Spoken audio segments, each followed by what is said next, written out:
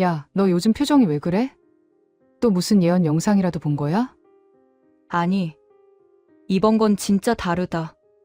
남미에서 올라온 예언인데, 이 사람이 마두로의 최후를 몇 년 전에 정확하게 맞췄다는 거야. 그것도 그냥 몰락한다 수준이 아니라, 미국 특수부대에 의해 체포돼 끌려가는 장면까지 구체적으로 그려냈다고 하더라. 그리고 지금 그 예언가가 한국과 동아시아에서 비슷한 장면이 반복될 거라고 경고하고 있다. 오늘 이야기할 인물은 카리브해 일대에서 마두로의 수갑을 미리 본 남자, 카리브해의 마지막 예언자라고 불리는 남자, 카를로스 델 리오다.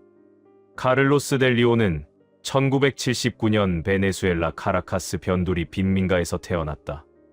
집은 언제 무너져도 이상하지 않을 정도로 허름했고 밤이면 총소리와 비명소리가 골목을 울렸다. 어머니는 쿠바에서 건너온 민간 치료사였고 사람들의 병을 풀과 기도, 이상한 부적 같은 걸로 고쳤다. 아버지는 어디로 사라졌는지 모를 혁명가였다고만 전해진다.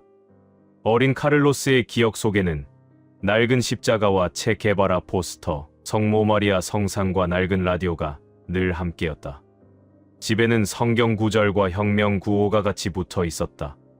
그 혼란스러운 환경 속에서 카를로스는 아주 특이한 감각을 발견한다. 그는 어릴 때부터 사람 얼굴을 보면 마지막 장면이 먼저 보였다고 한다. 동네 건달 아저씨를 보면 어느 골목에서 피를 흘리고 쓰러져 있는 장면이 스쳐 지나가고 어느 장군의 얼굴을 신문에서 볼 때면 군복이 아닌 수의를 입고 있는 모습이 겹쳐 보였다. 처음엔 이게 단순한 상상인 줄 알았다. 하지만 나이가 들어갈수록 그가 본 마지막 장면들이 실제로 현실에서 하나씩 재현되기 시작했다. 사고로 죽을 거라고 느꼈던 사람은 정말 몇 달 후 교통사고로 사라졌고 부자가 될 것 같다고 느꼈던 아이는 나중에 해외로 나가 큰 사업가가 되었다는 소문이 들려왔다. 10대가 되면서 카를로스는 국가 전체의 얼굴을 보기 시작한다. TV 속 대통령, 장군, 외국 지도자들. 그 얼굴들 뒤에 언젠가 끝내 맞이하게 될 마지막 장면들이 어렴풋이 보였다.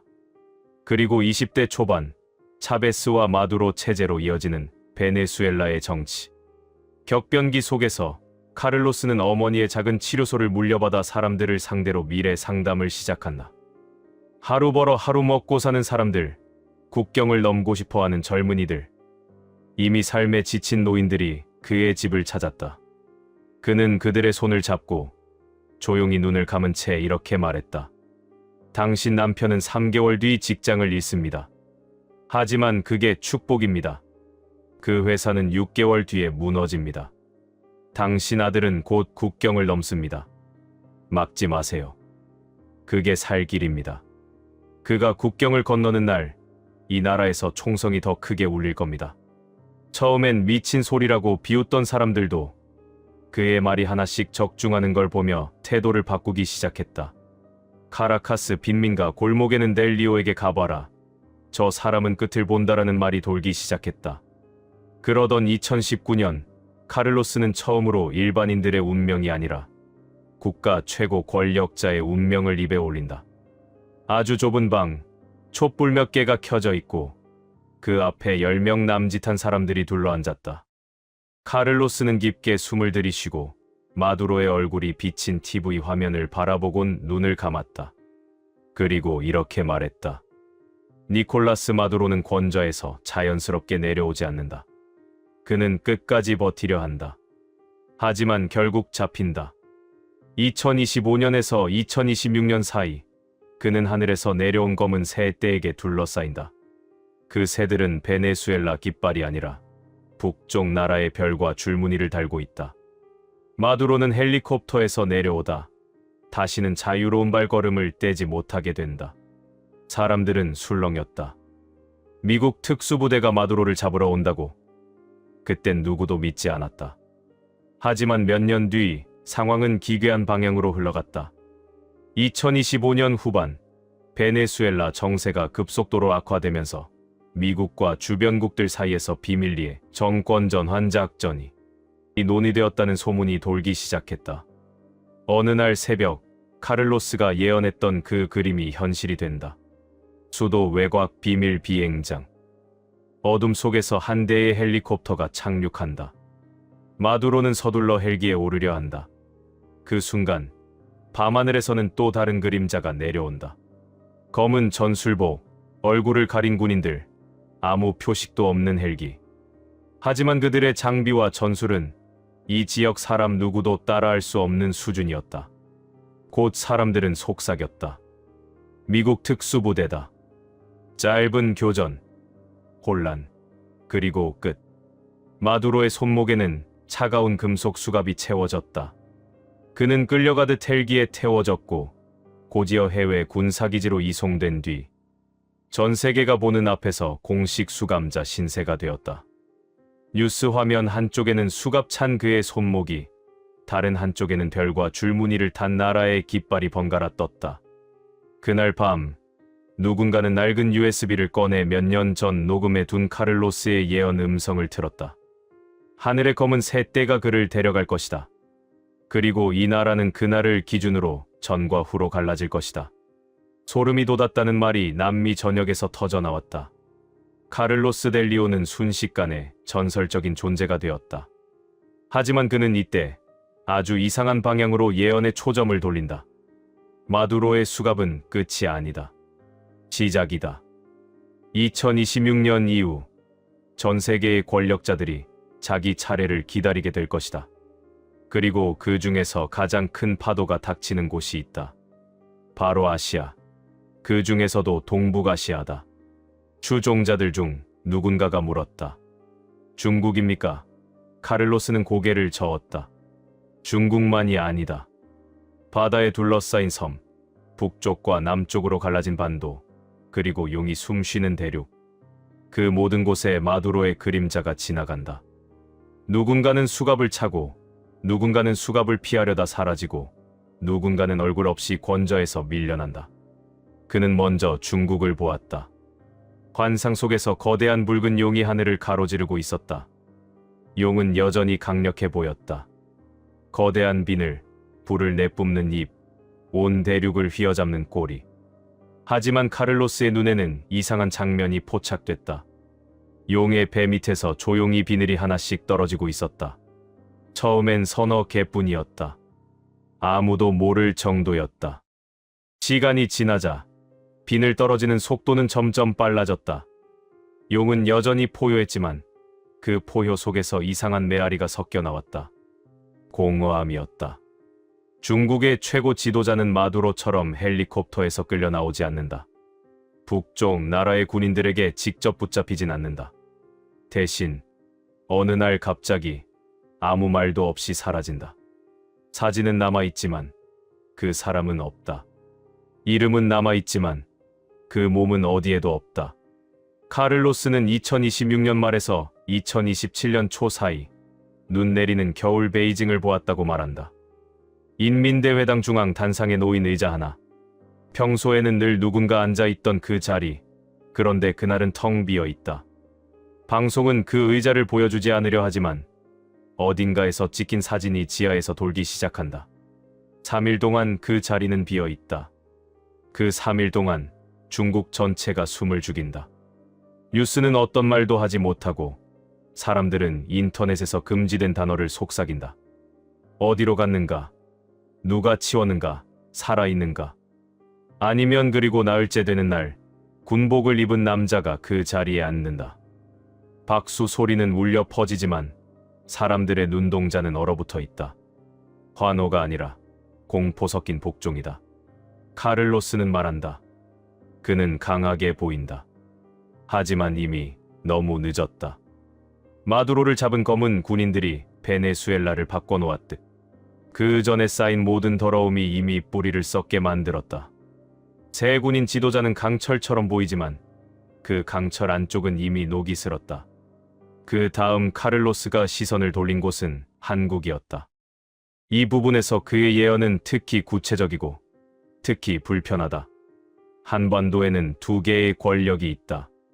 하나는 공식적이고 하나는 비공식적이다. 하나는 남쪽이고 다른 하나는 북쪽이다. 그런데 내가 본 것은 남쪽의 권위가 한순간에 무너지는 장면이었다. 그리고 그 그림자는 마두로의 최후와 닮아 있었다.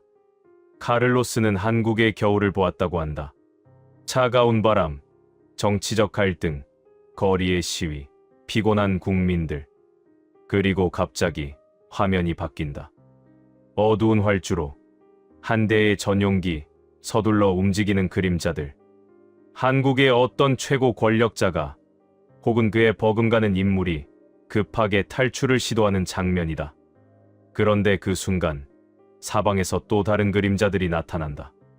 무장한 병사들, 통역관, 영어와 한국어가 섞인 고함 소리. 유니폼에는 한국의 깃발도 미국의 깃발도 아닌 여러 나라의 작은 문양들이 함께 박혀 있다. 마두로가 미국 특수부대에게 둘러싸였듯 한국에서도 비슷한 장면이 펼쳐진다. 다만 이번에는 한 나라의 특수부대가 아니라 여러 나라의 그림자가 섞여 있다. 국제법, 동맹, 그리고 세계의 눈이 모두 얽혀 있다. 그는 말한다. 그 장면은 2027년에서 2028년 사이 어딘가에 있다. 나는 정확한 날짜를 보지 못했다.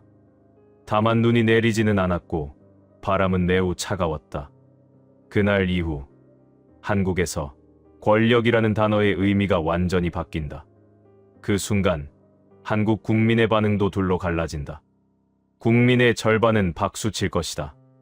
드디어 정의가 왔다고 외칠 것이다. 나머지 절반은 두려움에 떤다. 이제 우리 차례일지도 모른다고 느낄 것이다. 기쁨과 공포가 동시에 분출되면서 한국 사회는 마두로 이후의 베네수엘라보다 더 깊은 분열을 경험한다. 카를로스는 한국 국회, 거리, 가정집을 모두 동시에 내려다보는 듯한 장면을 본다. 거리에선 축제가 열리는데 어떤 집 거실에서는 가족끼리 얼굴을 붉히며 싸운다. 누군가는 TV 화면에 환호하고 누군가는 리모컨을 집어 던진다. 그 분열을 봉합하는데 최소 3년이 걸린다. 어떤 지도자도 혼자서는 이 상처를 봉합할 수 없다. 한국은 그 3년 동안 누가 나라를 이끌 것인가 보다 어떤 방식으로 함께 살 것인가를 두고 싸우게 된다. 북한에 대한 예언은 더 어둡고 더 묵직하다. 카를로스는 말한다. 북한의 최고 권력자는 마두로처럼 공개적으로 끌려가지 않는다. 그를 잡으러 오는 검은 군인들은 외부가 아니라 내부에서 나온다. 그는 평양 어딘가의 지하 벙커를 보았다고 했다. 좁은 통로, 습한 공기, 빛 한 줄기 없는 방. 그 안에서 몇 명의 군 장성들이 낮은 목소리로 대화를 나눈다. 그리고 곧 짧은 총성이 들린다. 북한의 권력 교체는 전 세계가 보는 앞에서 벌어지지 않는다. 아무 뉴스에도 나오지 않는다. 하지만 그날 이후 북한의 하늘은 조금 달라진다. 국경 근처의 병사들의 눈빛이 바뀌고 남쪽과 북쪽, 중국과 러시아 사이의 공기가 미세하게 변한다. 북한 방송에는 새로운 얼굴이 등장한다.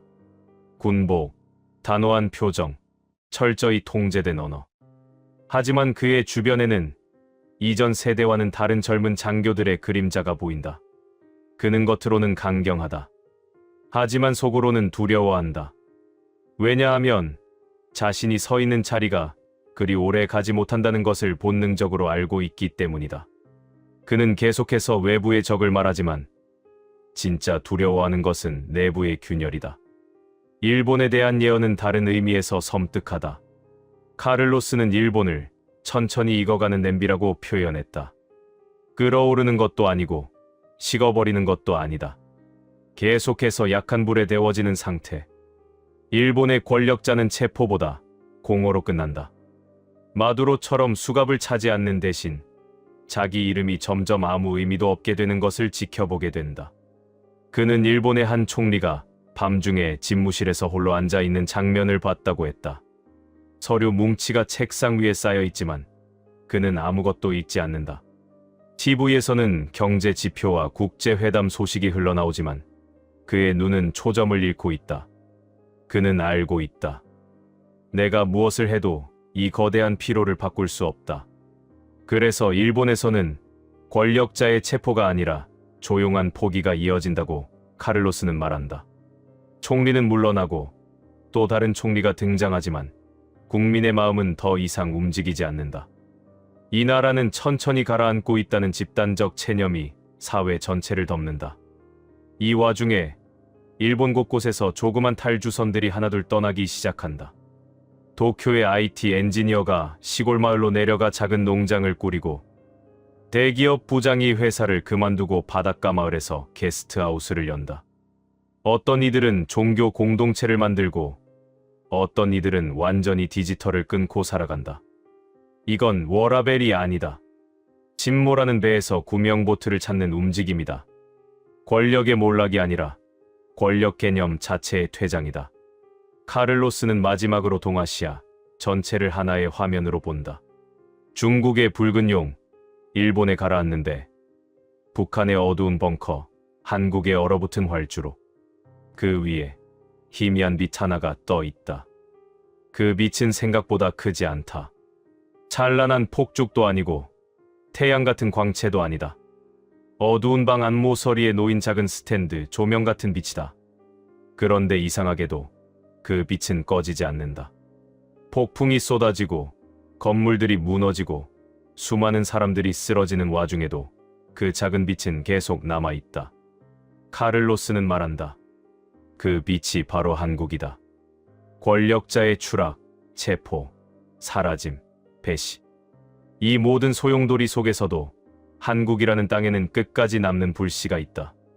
그 불씨는 대통령의 손에도, 장군의 손에도, 재벌의 손에도 있지 않다.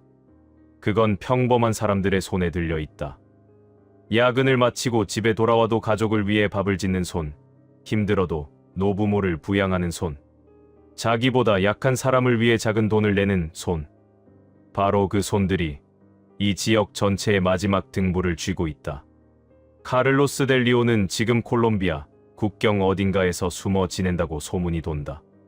그는 더 이상 대중 앞에 나서지 않는다. 다만 가끔 소수의 추종자들에게 짧은 음성 메시지를 남긴다고 한다. 그 중 하나는 이렇게 끝난다. 마두로의 수갑은 우리 시대의 서막이었다. 곧 아시아 하늘에서도 비슷한 그림이 그려질 것이다. 누군가는 그 장면을 보고 두려움에 떨 것이고 누군가는 드디어 정의가 왔다고 말할 것이다. 하지만 진짜 질문은 따로 있다. 권력자가 쓰러진 뒤 그 자리를 무엇으로 채울 것인가? 또 다른 권력인가? 아니면 서로를 돌보는 새로운 방식인가? 나는 작은 나라, 먼 나라, 하지만 누구보다 빨리 상처를 겪었고 누구보다 빨리 일어나는 나라, 한국이 그 답을 보여줄 수 있다고 느낀다. 2027년과 2028년, 그 해의 한국은 동아시아의 시험지다. 그 시험지를 어떻게 채우느냐에 따라 이 지역의 다음 30년이 결정된다. 이 예언이 진짜냐, 가짜냐는 각자 판단에 맡겨야 한다. 다만 분명한 건 마두로의 체포처럼 절대 안 일어날 것 같던 장면이 실제 뉴스가 된 시대를 우리가 살고 있다는 사실이다. 그렇다면 질문은 자연스럽게 이렇게 바뀐다. 만약 비슷한 장면이 한국과 동아시아에서 펼쳐진다면 우리는 그날을 준비하고 있는가? 아니면 그냥 TV 앞에서 구경만 할 것인가? 오늘 이야기할 인물은 숫자로 미래를 읽는 맥인 예언가라고 불리는 남자, 왕쉬안이다. 1985년 중국 산시성 깊은 산골 마을에서 태어났다. 할아버지는 도교 수행자였고 아버지는 수학 교사였다. 집에는 늘 주역 패와 수학 공식이 함께 놓여 있었다고 한다.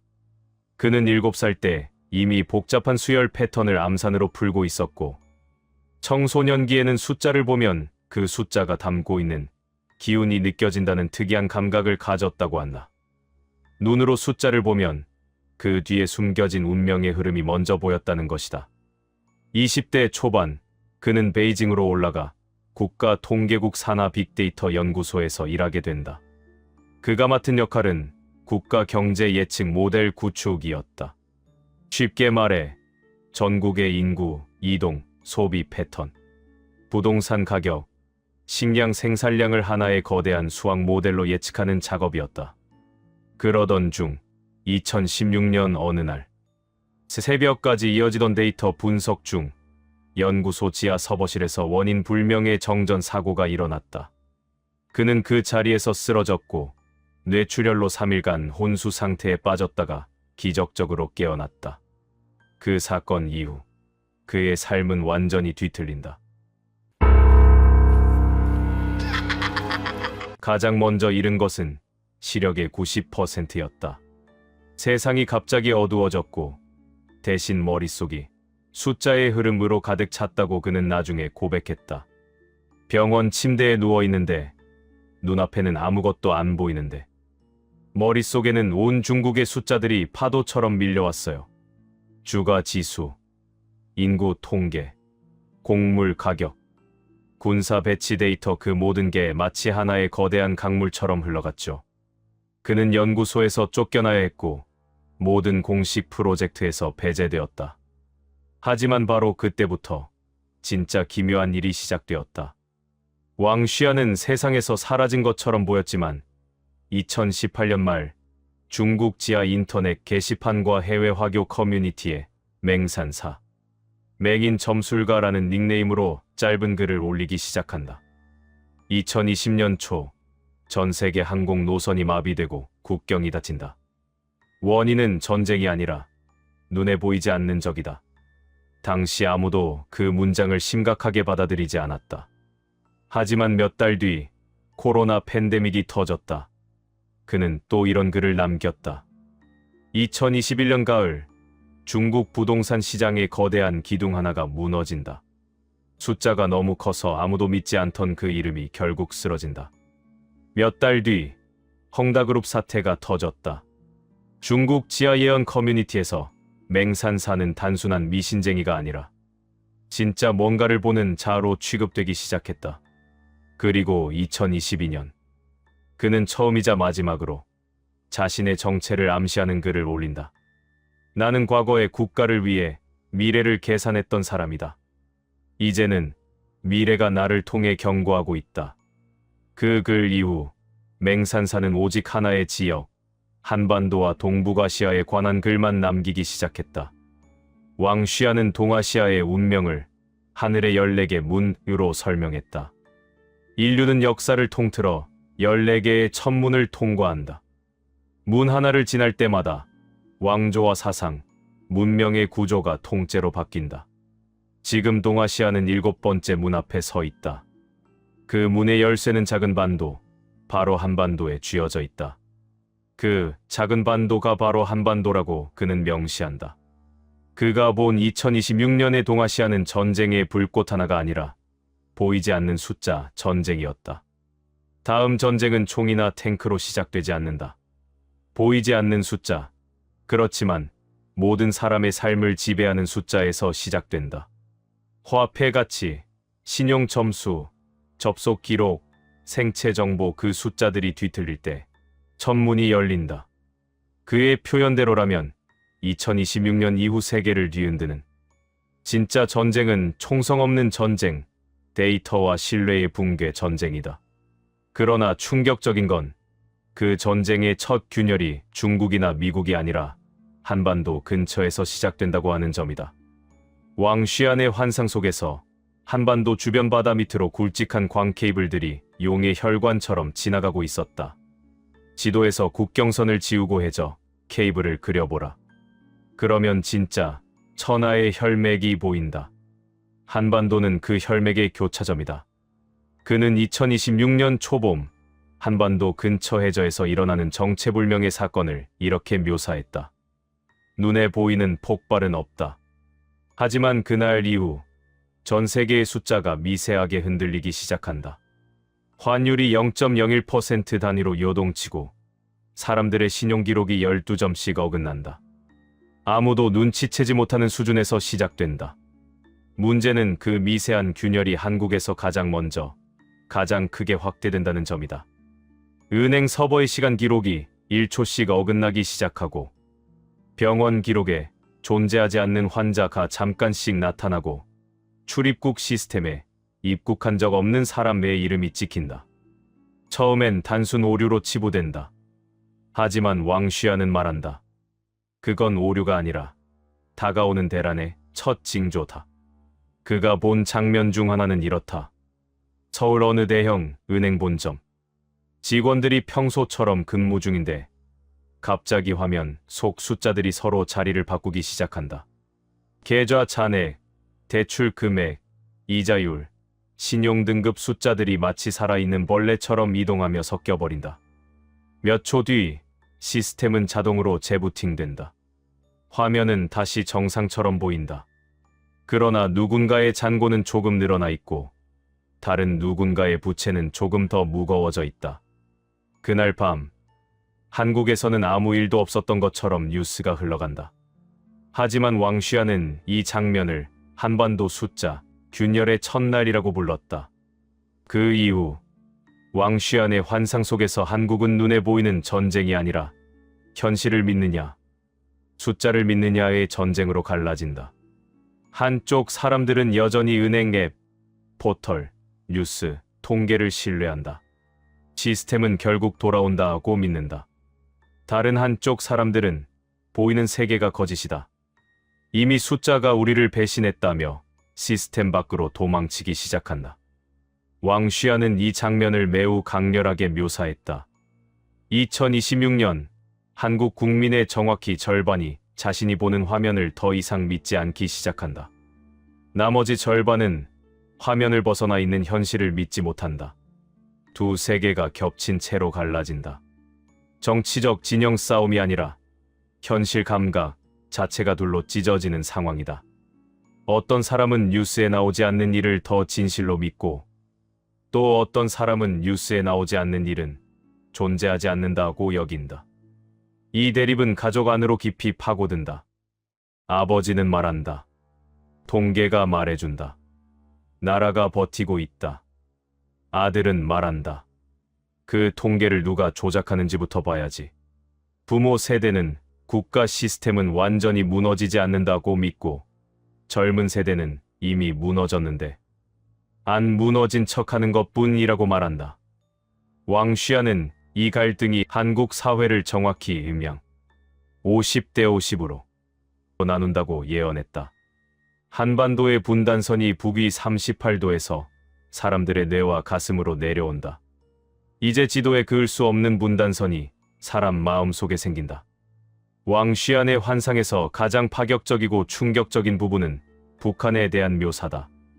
대부분의 예언이 북한을 단순한 붕괴 후보나 통일 전 단계로 다루는 것과 달리 그는 전혀 다른 말을 한다. 미래 어느 시점에서 전 세계는 북조선을 가장 뒤처진 감옥이 아니라 가장 늦게 오염된 성벽으로 보게 된다.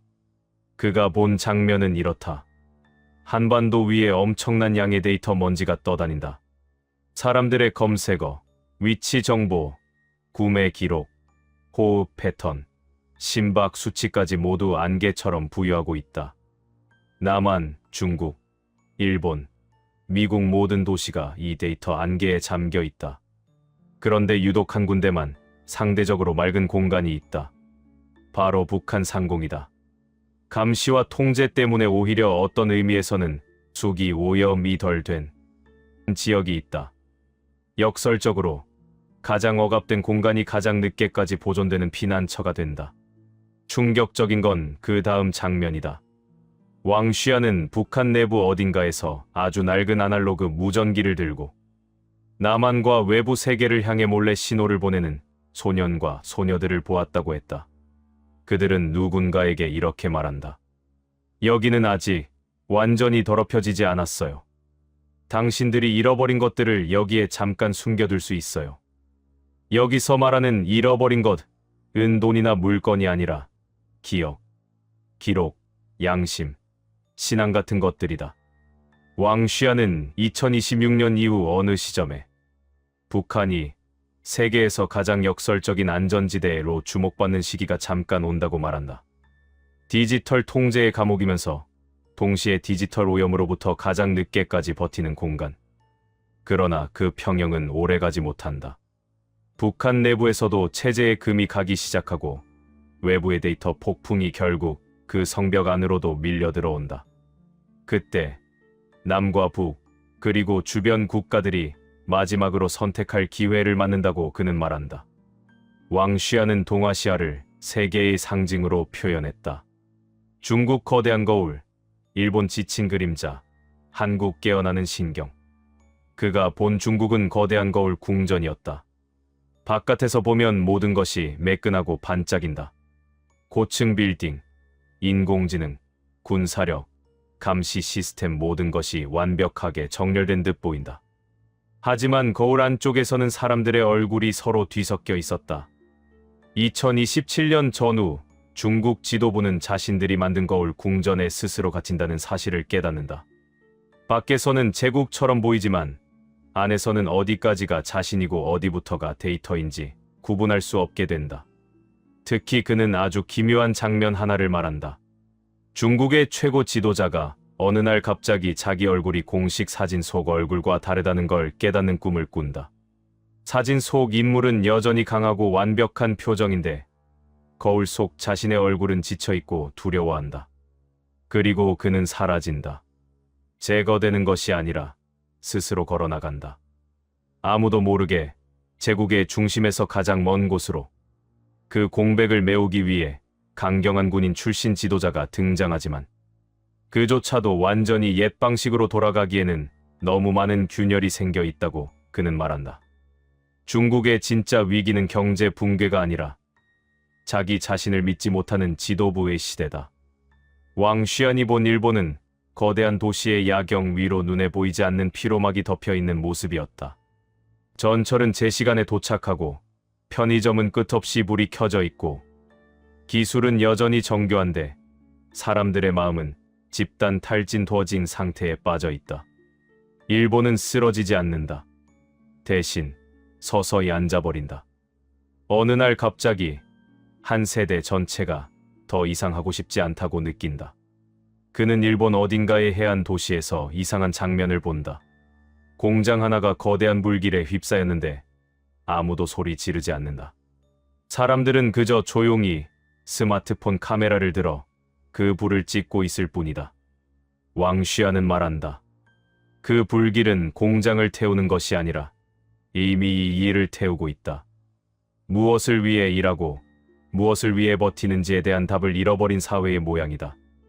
이 장면 이후 일본 곳곳에서 작지만 의미 있는 변화가 시작된다고 한다. 도심을 떠나 작은 마을에서 공동체를 꾸리려는 젊은이들. 회사 대신 소규모 협동조합을 만드는 움직임. 경쟁보다 조화를 추구하는 새로운 삶의 방식 실험들.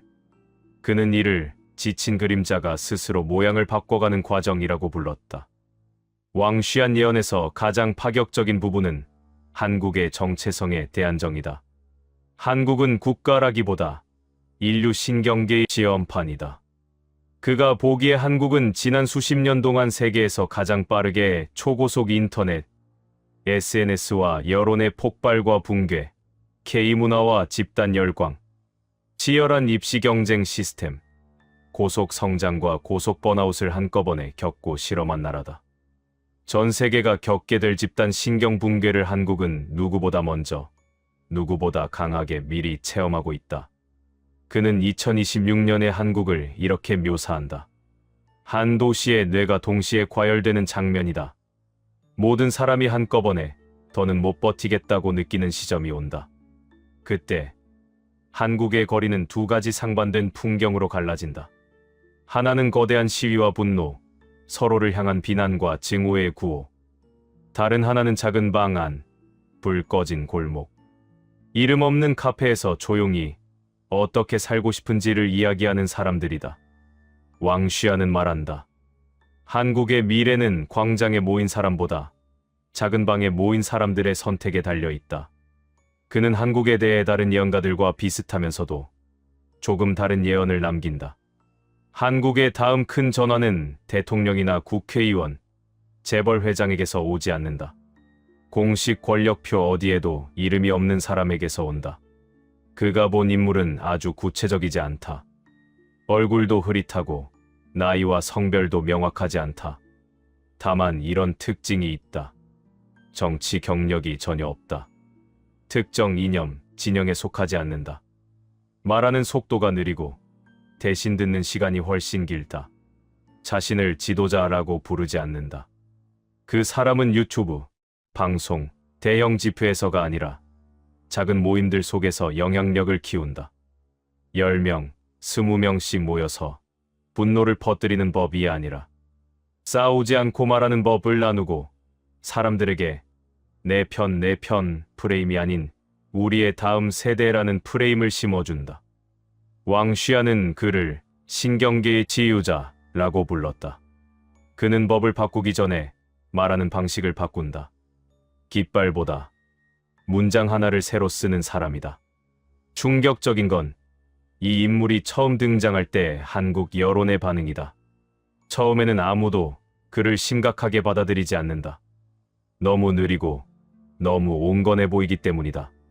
하지만 모든 극단이 서로를 파괴한 뒤 남는 언어는 그의 언어뿐이다. 왕쉬아는 한국이 2026년 이후 사실상 두 개의 나라처럼 진행될 것이라고 예언한다. 다른 나라들이 우리도 한국처럼 좀 느려지자고 말하는 날이 온다. 하지만 반대의 가능성도 남겨둔다. 만약 한국이 공포와 불안을 이기지 못하고 다시 더 빠른 속도, 더 큰 경쟁으로 달려간다면 세계는 당분간 한국을 실험 실패 사례로 기억하게 될 것이다. 왕쉬아는 몇 년째 공식적으로 모습을 드러내지 않는다. 실제 인물인지 집단 필명이 아닌지 여전히 논쟁이 많다. 하지만 그의 예언 중 마지막으로 포착된 문장은 이렇게 끝난다. 나는 더 이상 미래를 숫자로 보지 않는다. 이제는 사람들의 눈동자로 본다. 한국의 2026년은 경제 지표의 해가 아니다. 눈을 피할 수 없는 해다. 서로의 눈을 보느냐, 화면만 보느냐.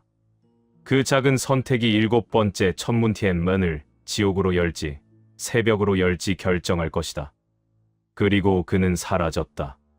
카메라를 끄기 전에 이렇게 말할 수 있다. 왕쉬안의 예언이 진짜냐, 가짜냐는 사실 중요하지 않을지도 모릅니다. 중요한 건 우리가 지금 숫자만 믿고 사는지 아니면 서로의 얼굴, 서로의 삶을 아직도 믿을 수 있는지. 2026년, 당신은 어떤 한국에 살고 있습니까? 화면 속 한국입니까? 당신 곁에 있는 사람들의 한국입니까? 오늘 미스터리 예언 파일럿에서 다룰 인물은 아주 최근에 이름이 알려지기 시작한, 아직은 생소하지만 서서히 전 세계 예언 커뮤니티에서 주목받고 있는 한 남자다. 유럽과 남미를 오가며 활동하는 젊은 예지자 라파엘 노바라는 인물이다. 라파엘 노바는 1991년 포르투갈 리스본에서 태어났다가 어린 시절 부모를 따라 브라질 상파울루로 이주했다고 알려져 있다. 그는 의사 가정에서 자랐고 원래는 뇌과학을 전공하던 대학원생이었다. 그런데 2016년 어느 여름 브라질 북동부를 여행하던 중 교통사고를 당해 3일간 혼수 상태에 빠졌다. 그가 깨어난 뒤부터 그의 삶은 완전히 달라졌다. 그는 자신이 의식 없이 누워있던 그 3일 동안 아주 길고도 이상한 꿈을 반복해서 꾸었다고 말한다. 세계 지도가 머릿속에 떠오르고 어떤 지역은 붉게 타올랐고 어떤 지역은 푸른 빛으로 감싸져 있었으며 숫자와 연도가 겹쳐 보였다고 한다.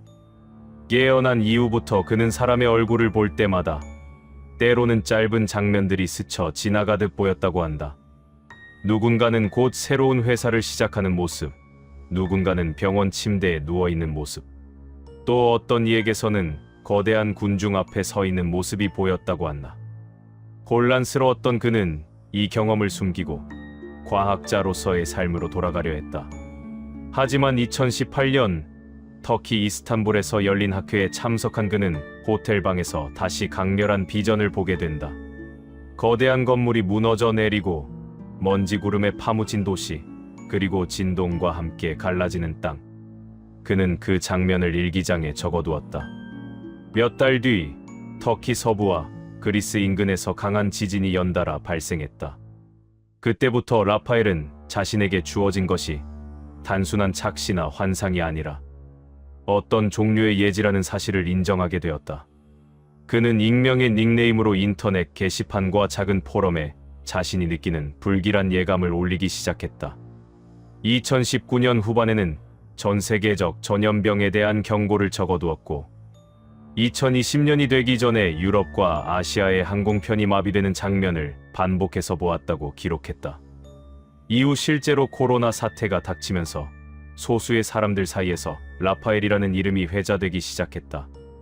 누가 실제로 그 예언을 봤는지, 얼마나 정확했는지에 대해서는 지금도 논쟁이 있지만 그를 둘러싼 이야기는 조용히 퍼져나갔다. 라파엘이 본 2026년의 세계는 어떤 면에서는 매우 어둡고 위태롭고 또 어떤 면에서는 길고 깊은 터널 끝에 희미한 빛처럼 느껴진다. 특히 동아시아, 그 중에서도 한국, 중국, 일본, 북한 네 곳은 그의 비전 속에서 유독 또렷하게 드러났다고 한다.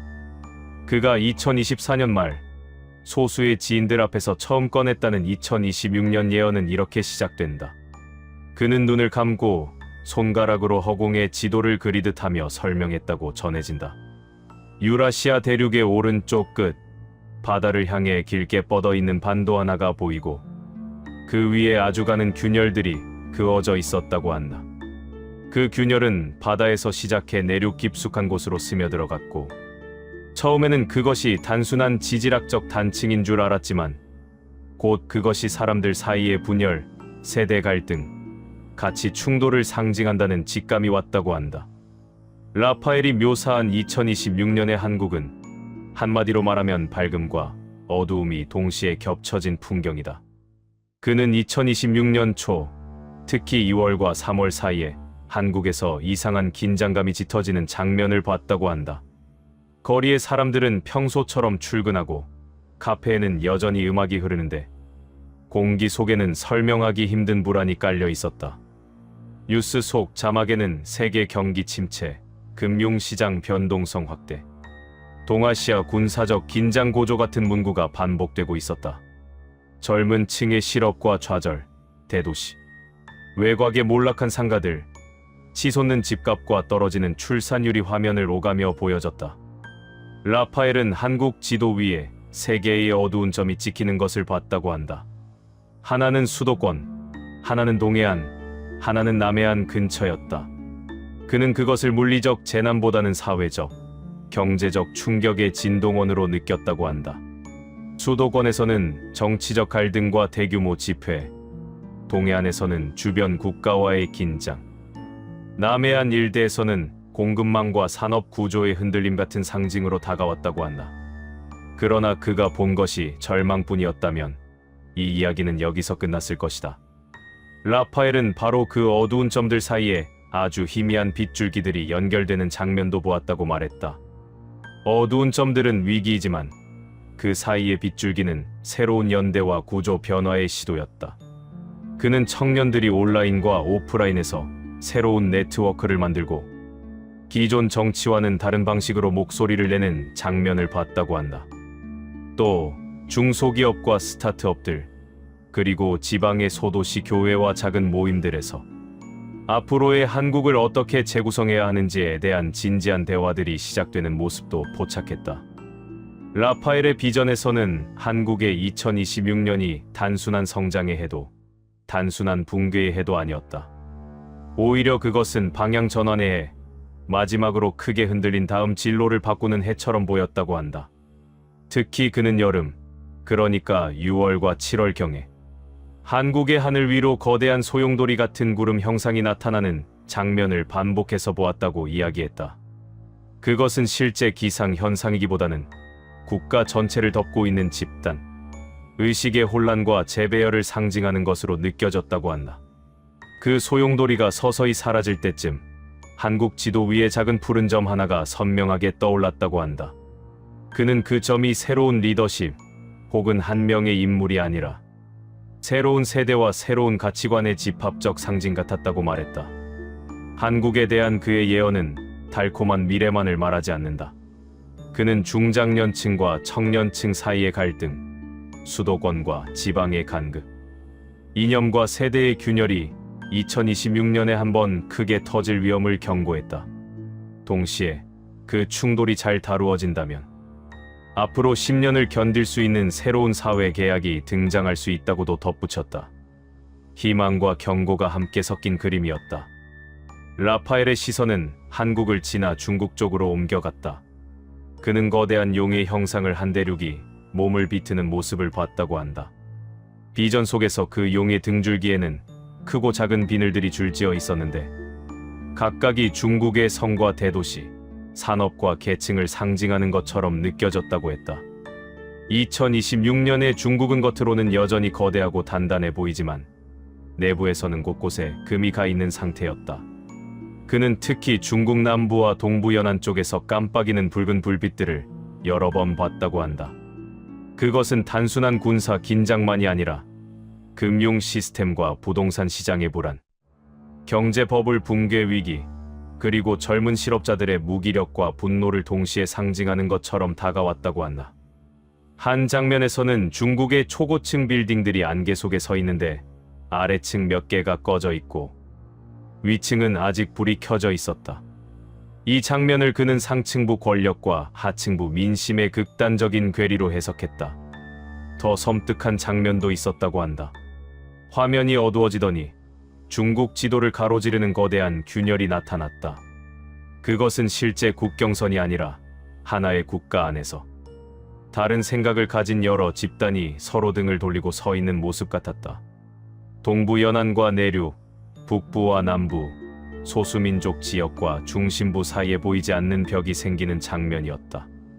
라파엘은 이 장면을 설명하며 중국의 2026년이 단순한 경기 침체를 넘어 체제의 정당성과 결속력 전체가 시험대에 오르는 해가 될 수 있다고 암시했다. 그럼에도 그는 중국이 그 해에 즉시 붕괴한다거나 여러 나라로 갈라지는 식의 극단적 이미지는 보지 못했다고 말했다. 대신 마치 오래된 거대한 나무가 겉보기에는 아직 멀쩡하지만 뿌리 쪽에서부터 썩어 들어가는 초입 단계처럼 느껴졌다고 했다. 겉은 거대하지만 내부에서는 이미 변화를 피할 수 없는 시계가 째깍거리고 있는 형상이었다. 이어지는 비전 속에서 라파엘은 일본을 보게 된다. 바다에 둘러싸인 섬들이 차분하게 떠 있는 것처럼 보였지만 그 아래 해저 깊은 곳에서는 미세한 진동이 반복되고 있었다. 그는 여러 차례 일본 주변 바다를 둘러싼 희뿌연 안개와 출렁이는 수면을 봤다고 말한다. 어떤 장면에서는 일본 열도 위로 얇은 균열선들이 바둑판처럼 얽혀 있었고 그 사이로 푸른 불빛이 새어나오는 듯했다. 그가 특히 강하게 기억하는 장면 하나는 도쿄라고 느껴지는 도시의 야경이었다. 네온 사인과 고층 건물들 사이에서 사람들은 여전히 출근하고 퇴근하고 전철은 붐비고 있었다. 그런데 저 멀리 도시 외곽의 어느 공단지대에서 갑자기 작은 섬광이 일어났다. 그것은 핵폭발 같은 극단적인 이미지가 아니라 공장 폭발 혹은 대형 화재처럼 느껴지는 재난이었다. 바로 뒤이어 텔레비전 화면 속 진행자가 떨리는 목소리로 뭔가를 설명하고 일본 전역에 경계 경보가 퍼져나가는 장면이 이어졌다. 라파엘은 이 장면을 보면서 일본이 2026년의 물리적인 재난뿐만 아니라 에너지 정책과 산업 구조, 나아가 국가 정체성 자체를 재검토해야 하는 상황에 몰릴 가능성을 느꼈다고 말한다. 인구 감소와 장기 불황, 후쿠시마 이후도 완전히 해결되지 않은 불신, 여기에 새로운 사고나 자연재해가 겹치면서 일본 사회는 집단적 피로와 무력감에 빠질 수 있다. 하지만 동시에 그 잿더미 위에서 이전과는 다른 삶의 방식을 찾으려는 젊은 세대의 움직임도 함께 보였다고 한다. 그의 비전 속에서 가장 특이한 풍경을 보여준 곳은 북한이었다. 한반도의 북쪽 절반은 처음에 짙은 회색 구름에 가려져 있었다. 그 안쪽에서는 아무것도 보이지 않았다. 그러나 시간이 지날수록 그 구름 가장자리 일부가 서서히 옅어지는 장면이 나타났다고 한다. 완전히 걷히는 것이 아니라 구름 여기저기에 작은 틈이 생기고 그 틈 사이로 희미한 불빛들이 새어나오는 모습이었다. 어느 순간 그는 북한 지도 위에 세 개의 희미한 빗점을 봤다고 한다. 한 점은 평양, 한 점은 북부의 어느 산악지대, 다른 한 점은 서해와 가까운 어느 도시 쪽에 위치해 있었다. 그는 그 빛들이 각각 다른 종류의 변화를 의미하는 것 같았다고 이야기했다. 평양의 빛은 권력 내부의 미세한 균열이나 재편을, 북부 산악지대의 빛은 탈출과 이동, 그리고 외부 세계와의 비밀스러운 접촉을 의미하는 것처럼 느껴졌다. 서해 쪽의 빛은 국경과 바다를 통한 교류, 밀수와 인도적 지원, 그리고 정보의 유입을 암시하는 것처럼 다가왔다고 한다. 라파엘은 2026년 북한이 갑작스러운 붕괴나 즉각적 통일보다는 여러 겹의 작은 균열과 누수가 동시에 발생하는 시기를 맞이할 수 있다고 느꼈다. 권력 상층부의 재편 움직임, 식량난과 경제난으로 인한 민심 이반, 그리고 중국과의 미묘한 거리두기, 이 모든 것이 겹치면서 그동안 꽉 막혀있던 냉각된 금속이 미세한 소리를 내며 갈라지기 시작하는 듯한 장면이었다. 그는 그때 한국의 역할이 군사적 제압자가 아니라 복구와 치유를 위한 구조대 같은 존재가 되어야 한다고 조심스럽게 암시했다. 동아시아 전체를 내려다본 그의 비전에서 한국은 희망과 부담을 동시에 짊어진 중심점으로 보였다. 중국은 거대하지만 내부가 뒤틀려 있었고, 일본은 기술 강국이지만 정신적으로 지친 상태였으며, 북한은 여전히 안개 속에서 길을 잃고 있었다. 그 사이에 있는 한국은 내 방향에서 밀려오는 물결을 견디며 다리 역할을 해야 하는 작은 섬 같았다. 라파엘이 본 한국의 2026년은 한국이 스스로에 대해 아주 불편한 질문을 던지는 해이기도 했다. 과거의 번영 모델이 여전히 유효한가? 더 빨리 더 크게만 외치는 성장 신화가 이제는 우리를 병들게 하고 있는 것은 아닌가? 외형의 강국이 아니라 내면의 건강을 위한 방향 전환이 필요한 것은 아닌가? 이런 질문들이 사회 곳곳에서 솟아나는 장면이었다. 거리의 시위와 온라인 논쟁, 세대 간 언어 충돌은 그 질문들이 밖으로 표출된 형태일 뿐, 근본적으로는 한국 사회 스스로가 자신에게 던지는 영혼의 질문에 가까웠다. 그렇다고 라파엘이 한국의 미래를 비관적으로만 본 것은 아니다. 오히려 그는 다른 어떤 나라보다도 한국 지도 위에 빛이 마지막까지 남아있는 장면을 거듭 강조했다. 동아시아 전체가 어둠과 불안 속으로 흔들릴 때 한국은 상처투성이가 되더라도 끝내 등불 하나를 지켜내는 모습으로 보였다고 한다. 그 등불은 한 사람의 카리스마 있는 지도자도 아니고 거대 기업 하나의 성공도 아니었다. 작게는 새벽 예배당에서, 크게는 밤늦은 도시의 작은 방들에서 각자 살아남기 위해 발버둥 치면서도 어떻게든 서로를 돕고자 하는 수많은 평범한 사람들의 의지였다. 라파엘은 2026년 이후를 내다보는 마지막 비전에서 한국이 두 갈래 길 앞에 서 있는 모습을 봤다고 말한다. 한 길은 불안을 잊기 위해 더 큰 소비와 더 빠른 속도를 선택하는 길이었다. 겉으로는 여전히 화려하고 세계가 부러워하는 문화와 기술을 자랑하지만 안쪽에서는 점점 더 공허해지는 방향이다. 다른 한 길은 속도를 조금 늦추고 크기보다 균형을, 경쟁보다 협력을 택하는 길이었다. 처음에는 답답하고 손해보는 것 같지만 길게 보면 사회 전체의 체력을 회복시키는 선택이다. 그는 한국이 2026년에 이 두 길 사이에서 심하게 흔들릴 것이라고 말했다. 경제 위기와 안보 위협, 정치 갈등이 겹치면 많은 이들이 즉각적인 해답을 요구할 것이고, 단기적인 속도전으로 다시 돌아가자고 외칠 수도 있다. 하지만 동시에 이미 지쳐버린 세대들, 더는 이런 삶을 견디기 어렵다고 느끼는 젊은이들과 아이를 키우는 부모들은 다른 길을 요구할 것이다. 더 느리지만 함께 숨 쉴 수 있는 길, 더 작지만 덜 불안한 길, 성장보다 지속을 우선하는 길을 바라볼 것이다. 라파엘 노바의 2026년 예언은 한국에게 달콤한 승리의 약속만 주지도 않고 완전한 파멸의 공포만 던지지도 않는다.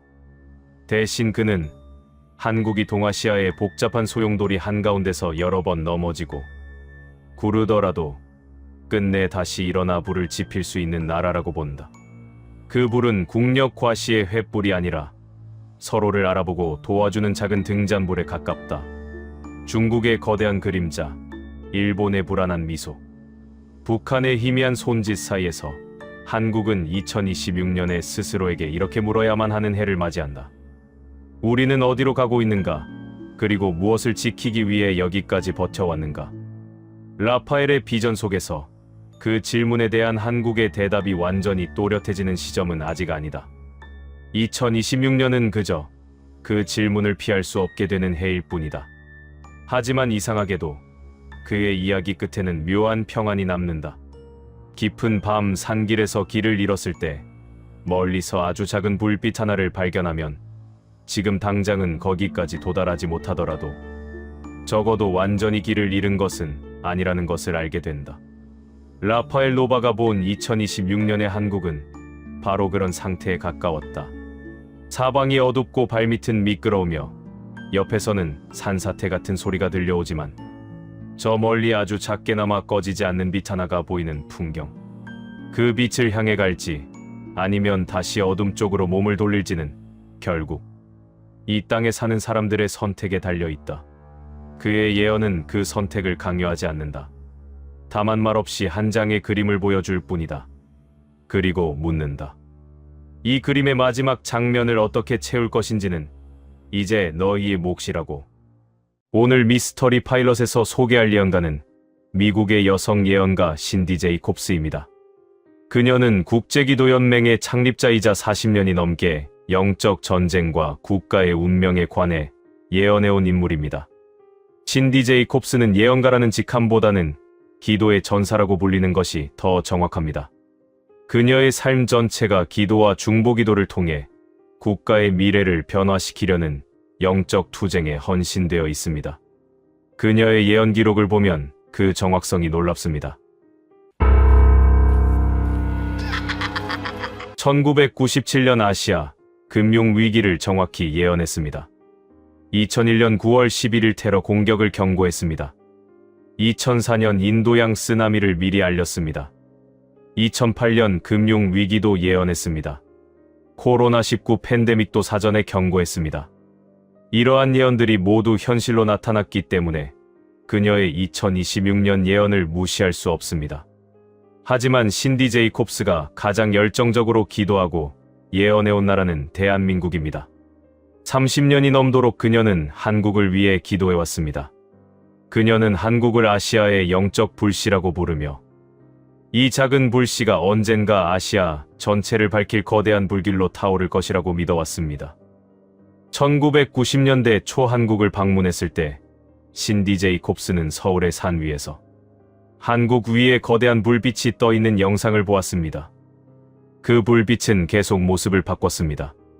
때로는 밝은 별처럼 보였고, 때로는 거대한 불길로 보였고, 때로는 순결한 여인의 모습으로 보였습니다. 그 순간 신디 제이콥스는 깨달았습니다. 한국이 특별한 영적 소명을 가진 나라라는 것을 말입니다. 그 이후 신디 제이콥스는 매년 한국을 방문했습니다. 서울뿐만 아니라 부산, 대구, 광주 등 한국의 여러 도시를 돌며 기도했습니다. 한국의 교회, 기독교 지도자들, 일반 국민들과 함께 기도했습니다. 신디 제이콥스는 한국을 이렇게 표현했습니다. 한국은 작은 나라다. 그러나 영적으로 한국은 가장 깊은 신앙을 가진 나라다. 한국 교회의 기도 전사들, 새벽 기도의 물결, 중보 기도자들의 눈물 어린 기도, 이 모든 것들이 영적 에너지로 변환되고 있다. 그 에너지는 한국에만 머물지 않을 것이다.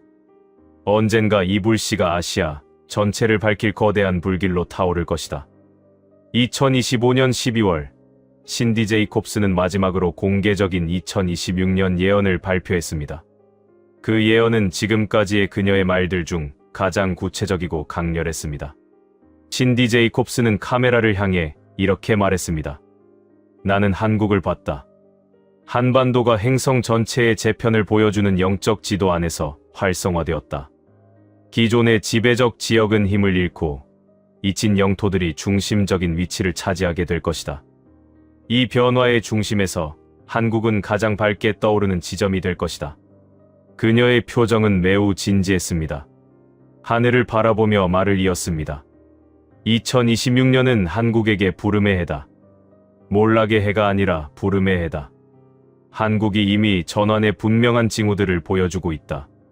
신디 제이콥스가 말하는 영적 활성화가 무엇인지 이해하는 것이 중요합니다. 이것은 한국의 영적 상태가 근본적으로 변한다는 뜻입니다. 한국은 수십 년간 잠들어 있던 영적 지점을 지니고 있다고 신디 제이콥스는 설명했습니다. 그 지점이 2026년에 깨어난다. 그것은 마치 오래된 사원의 문이 1000년 만에 다시 열리는 것 같은 일이 된다. 신디는 더욱 자세히 설명했습니다. 다른 나라들을 무너뜨릴 만한 긴장 속에서도 한국은 견뎌낼 것이다. 그것이 신호다. 그것은 한반도의 운명이 가까이 다가오고 있다는 신호다. 신디 제이콥스의 2026년 예언에서 가장 중요한 부분은 한국이 받을 영적 부름에 관한 것입니다. 한국은 깊은 계시의 시기로 들어가게 될 것이라고 신디는 말했습니다. 그동안 감춰졌던 상황들이 드러나고 어두운 이해 관계들은 힘을 잃으며 오래된 구조들이 조용히 무너질 것이다. 그리고 새로운 것이 태어난다. 하늘의 방식을 따르는 새로운 영적 리더십이 한국에서 솟아난다. 그것은 교회의 지도자들에게만 국한되지 않는다. 정치 지도자, 경제 지도자, 문화 지도자들도 영적 깨어남을 경험한다. 신디 제이콥스의 예언에서 흥미로운 부분은 북한에 관한 것입니다. 북한의 붕괴는 단순한 정치적 붕괴에 그치지 않을 것이라고 신디는 말했습니다. 그것은 사회적, 구조적, 그리고 동시에 영적인 붕괴가 될 것이다. 70년 동안 어두운 영적 세력이 그 땅을 지배해왔는데 그 지배력이 깨지는 것이다. 그 과정은 비극적일 것입니다. 많은 사람들이 고통받을 것입니다. 하지만 그것은 필요한 고통입니다. 그 고통을 통해 북한 땅의 영적 쇠사슬이 끊어질 것입니다. 신디 제이콥스는 강조했습니다. 이 과정 속에서 한국 교회의 기도가 결정적인 역할을 한다. 한국의 중보 기도자들, 기도하는 그리스도인들의 기도가 북한의 영적 상황을 바꾼다. 이것은 정치 지도자나 군사 전략이 할 수 없는 일이다. 오직 기도만이 할 수 있다. 신디 제이콥스가 본 2026년 세계 영적 지도는 매우 극적입니다. 중국의 위치가 급격히 약해집니다. 중국은 영적으로 어두운 세력들의 영향 아래에 있었다고 신디는 설명했습니다. 하지만 그 어두운 영향력의 연장이 이제 끝나가고 있다. 2026년, 그것이 표면으로 터져 나온다. 중국은 내부적으로 큰 혼란을 경험한다. 경제적 혼란, 정치적 혼란, 사회적 혼란이 있을 것이다. 하지만 가장 깊은 층에서는 영적 혼란이 일어나고 있다. 거짓된 이데올로기가 그 기반을 잃는다. 사람들이 영적 진리를 찾기 시작한다. 신디 제이콥스는 중국의 기독교 운동에 주목했습니다. 중국에서는 가장 비밀리에 가장 빠르게 기독교가 확산되고 있다. 그 수는 수십만을 넘어선다. 2026년, 이 움직임이 더욱 강해진다. 그리고 이것이 중국의 미래를 바꾸는 기초가 된다. 신디 제이콥스는 일본의 상황을 이렇게 설명했습니다. 일본은 오래도록 영적 공허함 가운데 있었다. 물질적 풍요 속에서 영적 빈곤이 가속화되고 있다. 그 결과 일본 사회가 붕괴 직전의 상태에 있다. 2026년, 일본은 자신의 영적 정체성을 되찾으려는 필사적인 시도를 할 것이다. 하지만 그 과정은 쉽지 않을 것이다. 오래된 전통과 새로운 가치관의 충돌 속에서 일본 사회는 흔들린다. 신디 제이콥스는 특히 일본의 젊은이들에 주목했습니다. 일본의 젊은이들이 영적 진리를 찾기 시작한다. 그들은 부모 세대가 제시한 것으로 만족하지 않는다. 그들은 진정한 의미를 추구한다. 이 세대가 일본의 영적 부흥을 이끌 수 있다. 신디 제이콥스의 가장 강력한 예언은 한국이 아시아의 영적 리더로 부상할 것이라는 것입니다. 중국이 약해지고 일본이 혼란스러울 때 한국이 일어난다. 한국은 단순히 국력이 강한 나라가 아니라 영적으로 가장 깨어난 나라가 된다. 한국의 기도운동, 중보기도 전사들의 네트워크, 각 교회의 영적 리더들이 아시아 전역에 영향을 미치기 시작한다. 마치 새벽빛이 동쪽에서 시작되어 전체 지평을 밝히듯이 한국의 영적 부흥이 아시아 전체에 영향을 미친다. 신디 제이콥스는 강조했습니다.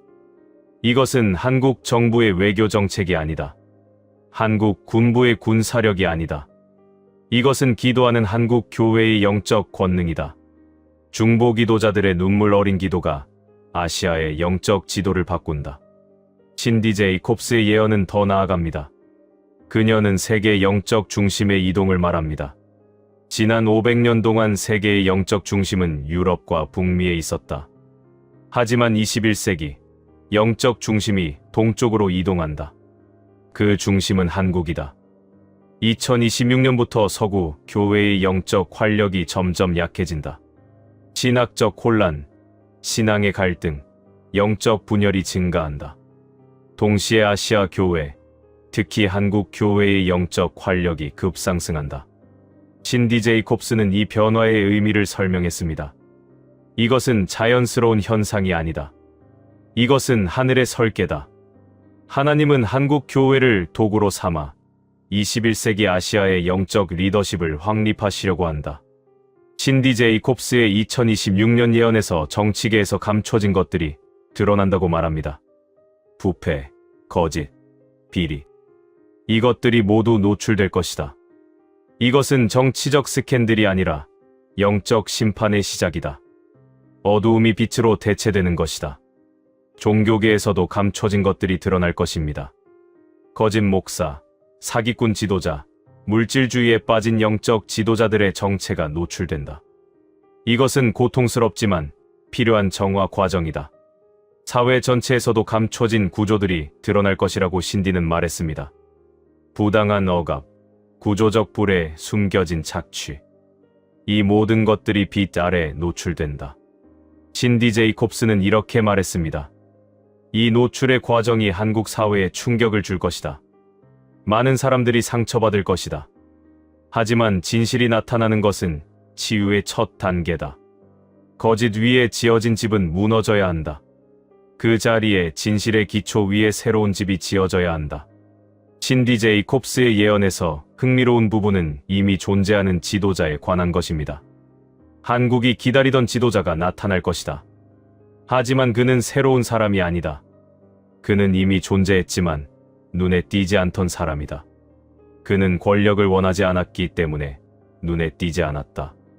이 지도자는 영적으로 깨어난 사람이다. 기도 가운데 성장한 사람이다. 중보기도자다. 예언자의 영을 가진 사람이다. 신디 제이콥스는 이 지도자의 특징을 설명했습니다. 이 지도자는 말이 많지 않다. 말보다 기도가 많다. 권력의 언어를 사용하지 않는다. 영의 언어를 사용한다. 정치적 전략을 가지지 않는다. 영적 지혜만 가진다. 이 지도자가 나타날 때 한국 사회는 새로운 방향으로 향하기 시작한다. 물질주의에서 정신주의로, 권력 추구에서 섬김으로, 자기 중심에서 타인과 공동체 중심으로. 신디 제이콥스는 한국의 청년 세대에 특별한 관심을 보였습니다. 한국의 젊은이들이 영적 각성을 경험한다. 그들은 부모 세대의 물질주의적 가치관으로 만족하지 않는다. 그들은 진정한 의미, 영적 진리를 추구한다. 이 세대가 새로운 기도 운동을 시작한다. 기존 종교 형태를 거부하고 더 진정한 영적 만남을 추구한다. 밤새우며 기도한다. 함께 중보기도한다. 영적 커뮤니티를 만든다. 신디 제이콥스는 강조했습니다. 이 청년 운동이 한국의 미래를 결정한다. 정부도 기업도 아니다. 기도하는 청년 세대의 영적 각성이 한국의 영적 리더십을 확립한다. 신디 제이콥스는 2026년이 영적으로 매우 격렬한 투쟁의 시기가 될 것이라고 경고했습니다. 한국이 영적 깨어남을 경험할수록 영적 어두움의 세력도 더욱 맹렬히 저항한다. 이것이 영적 전쟁의 본질이다. 2026년 한국 교회와 영적 지도자들이 전에 없던 공격을 받을 것이다. 거짓 선지자들의 미혹, 부도덕한 영적 운동의 확산, 영적 분별력이 흐려지는 시도들. 신디 제이콥스는 특히 주의했습니다. 많은 거짓된 것들이 진정한 것으로 위장할 것이다. 기도라는 이름으로 영적 조종이 일어난다. 중보기도라는 이름으로 영적 권력 투쟁이 벌어진다. 영적 부흥이라는 이름으로 거짓 운동이 확산된다. 신디 제이콥스는 이 영적 투쟁 속에서 한국 교회의 기도 전통의 중요성을 강조했습니다. 한국 교회의 새벽 기도, 밤새 기도하는 전사들, 중보기도의 전통. 이것이 한국의 영적 자산이다. 2026년 이 자산이 한국을 지키는 방패가 된다. 많은 나라의 교회가 약해졌다. 하지만 한국 교회는 여전히 기도한다. 이 기도가 한국을 보호한다. 이 기도가 한국을 인도한다. 신디 제이콥스는 한국 교인들에게 말했습니다. 당신의 기도는 무의미하지 않다. 당신의 밤새 기도는 헛되지 않다. 당신이 말하는 기도의 언어는 하늘이 듣는다. 당신의 눈물이 섞인 중보기도는 세상을 바꾼다. 2026년 이것이 증명될 것이다. 신디 제이콥스의 예언에는 흥미로운 부분이 있습니다.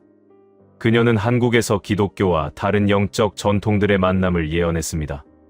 한국에는 불교의 명상 전통, 도교의 영적 지혜, 무속의 영적 접촉 전통이 있다. 기독교가 이런 전통들의 영적 통찰을 인정하기 시작한다. 이것은 혼합주의가 아니다. 이것은 존중과 학습이다. 한국 기독교가 더욱 포용적이고 깊어진다. 다양한 영적 전통의 사람들이 한 가지 진리를 향해 함께 기도한다. 신디 제이콥스는 강조했습니다. 이 만남이 한국의 영적 리더십을 더욱 강하게 만든다. 기독교만의 리더십이 아니라 모든 영적 전통이 함께하는 영적 리더십이 된다. 이것이 아시아 전체를 변화시키는 힘이 될 것이다. 1월 1일은 신디 제이콥스에 따르면 특별한 의미를 가집니다. 1월 1일, 한국에서 영적 이벤트가 일어날 것이다. 그것은 물리적 사건이 아니라 영적 현상이다. 영의 세계에서 뭔가가 활성화된다.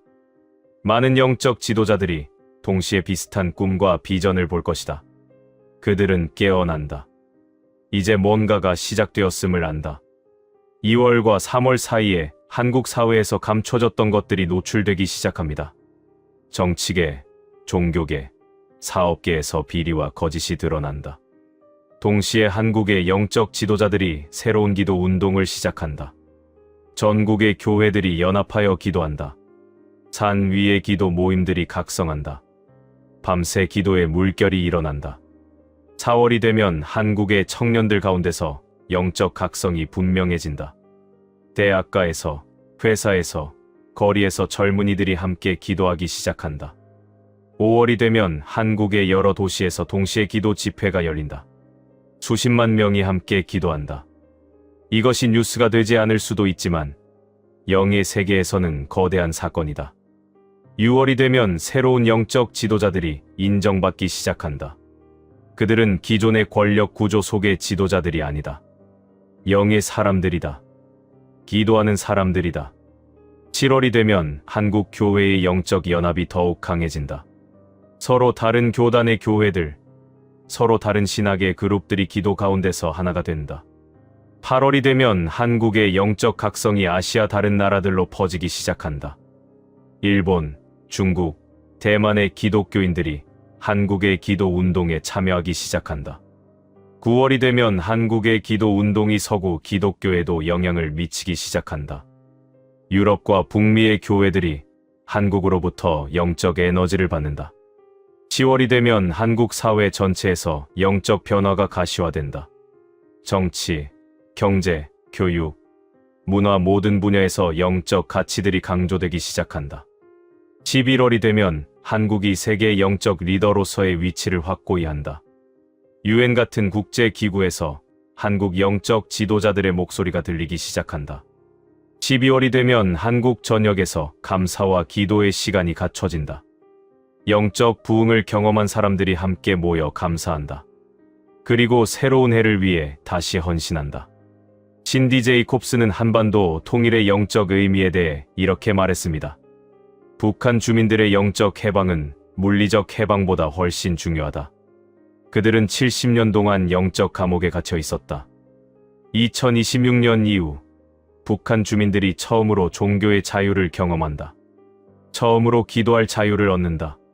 처음으로 신을 만날 자유를 얻는다. 신디 제이콥스는 강조했습니다. 이것이 통일의 진정한 의미다. 땅의 통일도 중요하지만 영의 통일이 먼저 와야 한다. 한반도의 영적 통일이 이루어질 때 물리적 통일도 따라온다. 신디 제이콥스는 한국 교회가 역사적 사명을 감당할 때라고 말했습니다. 한국 교회는 지금까지 자신의 신앙만 지키기 위해 기도해왔다. 하지만 이제 한국 교회는 아시아, 나아가 세계의 영적 리더로서의 사명을 감당해야 한다. 한국 교회의 기도가 중국의 영적 각성을 이끈다. 한국 교회의 중보 기도가 일본의 영적 재건을 돕는다. 한국 교회의 영적 리더십이 동아시아 전체의 영적 재탄생을 주도한다. 신디 제이콥스가 한국 교회에 권고한 가장 첫 번째 사항은 중보 기도의 강화입니다. 2026년을 맞이하기 위해 한국 교회는 중보 기도를 더욱 강화해야 한다. 지금까지의 기도는 개인 기도와 교회 기도였다면 이제부터는 국가적 기도, 아시아적 기도, 세계적 기도로 확대되어야 한다. 기도 네트워크를 만들어야 한다. 전국의 교회들이 함께 기도하는 시스템을 구축하라. 밤과 낮이 쉬지 않고 기도가 올라가도록 하라. 2026년 많은 거짓된 것들이 나타날 것입니다. 따라서 한국 교회는 영적 분별력을 더욱 개발해야 한다. 거짓 선지자를 식별하는 법을 배워야 한다.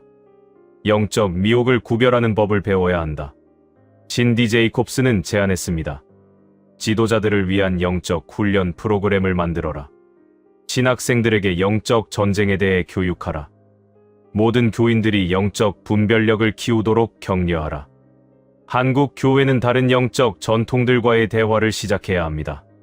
불교, 도교, 무속 등 한국의 전통적 영성과의 대화를 통해 더 깊은 영적 통찰을 얻어야 한다. 이것은 혼합주의가 아니다.